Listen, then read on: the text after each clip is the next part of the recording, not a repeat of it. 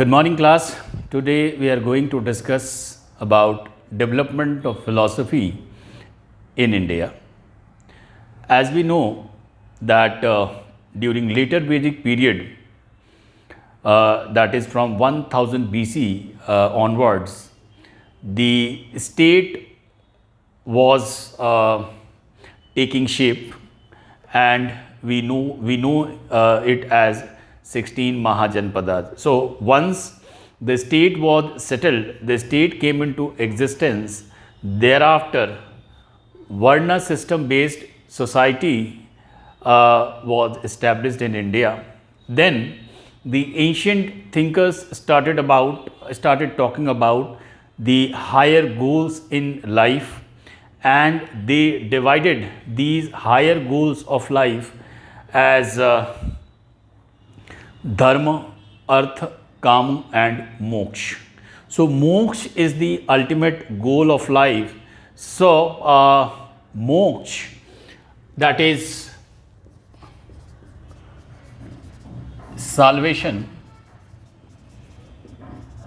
has been defined as deliverance from the cycle of birth and death. यानी जीवन और मृत्यु का जो चक्र है उससे मुक्ति पाना ही, उससे जीवन और मृत्यु के चक्र से मुक्त हो जाना ही क्या है? मुक्ति है.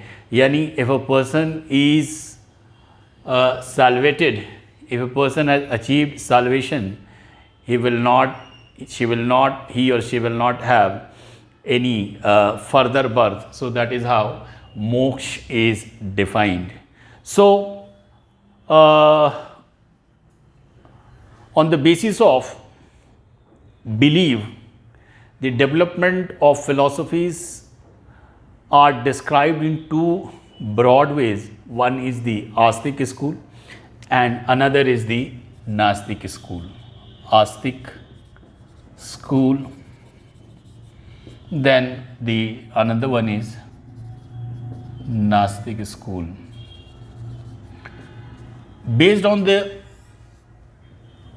faith, it can be described in this manner. So those who believed that Vedas are infallible, they are called as Astik schools. And those who believed that Vedas are not infallible, they have developed another system of thought that is called Nastik school. So based on thinking of Vedas, we have 6 school of philosophies, which is the subject matter of our today's discussion. These are Sankhya, then Yoga, then we have Nyaya, Vaisheshik,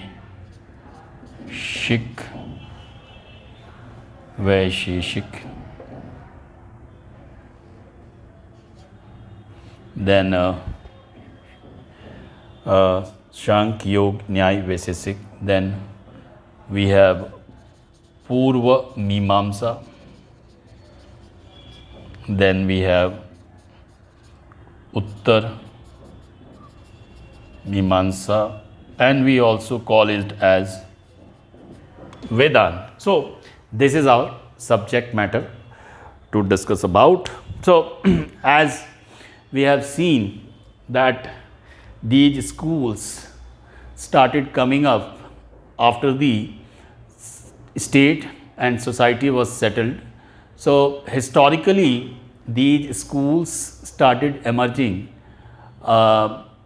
during the beginning of Christian era, and it went on development till 4th century AD.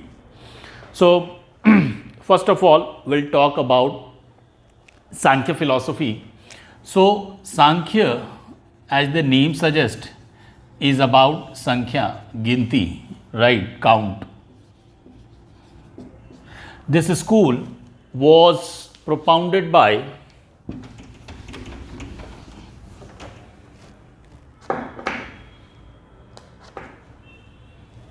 This school was propounded by Kapil Muni. Yes, sage Kapil. So he was the propounder of this school. The Sankhya school believes that the nature is the is perennial. It is eternal.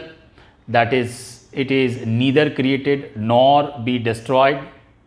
And for the evolution and dissolution of universe or world, no external agencies are required. That is, God is not required to for the evolution and dissolution of the universe. So it happens because of its own nature. So to justify their idea, they have come out with two principles known as Purusha and Prakriti. So with the help of Purush and Prakriti, they have tried to define the creation and dissolution of the universe.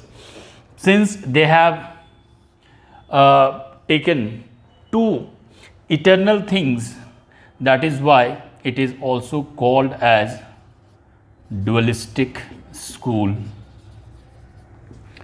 Dvaitvadi, right? So this is how the Sankhya school, propounded by Kapil Muni, tries to explain about the universe. Of course, crux of every school is to get salvation. So what Sankhya says, that because of ignorance, the Purusha thinks that he is inseparable from Prakriti, and that becomes the reason for bondage. But the moment Purusha come to know that it is alone, it is not bounded by the Prakriti, that knowledge makes the Purusha liberated. So the Purusha attains his true nature, and that is the stage of salvation in Sankhya philosophy. They have also come out with three gunas. These are called Satgun, then Rajas Gun, then Tamas Gun, to explain the diversity in the nature. So this is about Sankhya school. Another school that is very important is the Yoga. So the Yoga school was propounded by Patanjali. As the name suggests, Yoga means addition. So by practicing physical posture, that is asanas, and controlling the mind, that is called pranayam, a person can achieve his higher self, that is the Paramatman. So idea of yoga is to combine individual Atman with the absolute Atma, that is called Paramatma. On that basis, this school advocates yam, niyam, asan, pranayam, pratyahar, dhyan, dharan, and the last stage is samadhi. So few parts related to the physical posturing, that is called asana, and the rest are mental exercise, mental control of mind, and that is how the true nature of a person is revealed. The more a person attaches himself with the pranayam, the more inwardly he becomes, and at one stage he becomes combined with the Paramatma, and that is the stage of salvation. That is what this school also talks about. The third school is about Nyaya. Nyay. This school was propounded by Gautam or Akshapad Gautam. This Nyay school was the beginning of system of logic in India, and it says that with logic, with critical analysis, with true knowledge, a person can attain salvation. So again, for this they have come out with an example to make the idea understand to the common man. It says there is fire in the mountain because smoke is coming out, and with practical experience we see that wherever there is smoke there is fire. So even if we haven't seen fire in the mountain, we can infer that there is fire in the mountain. So that is how even the complex thing which is not visible by the eye, we can infer with certain prior knowledge, and that is how the system of logic helps in attaining the salvation to a person, right? Then we have Yog, Nyay, Vaisheshik. Vaisheshik school was propounded by Kanad or Uluk Kanad. It tries to interpret the material world, and it is the school which has defined that the universe is composed of 5 matters: Chiti, Jal, Pavak, Gagan, Samir, that is earth. Then we have water, then we have air, then we have fire, then ether. Chiti, Jal, Pavak, Gagan, Samir. And this school also talk about atomic theory of creation. So the term atom was used for the first time in the Vaisheshik school of India. Then we have another school that is called Purva Mimamsa. Purva Mimamsa. It was initiated by Jaimini. It is basically tries to justify the Vedic rituals.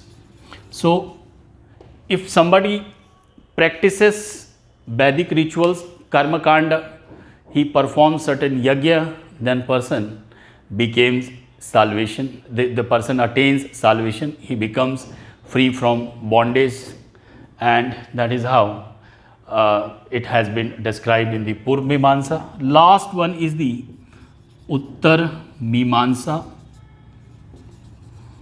It is also called Vedanta.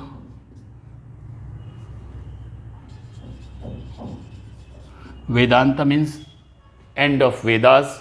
So the thought ends here. Uttar Mimamsa is basically crux of Upanishads. So Badarayana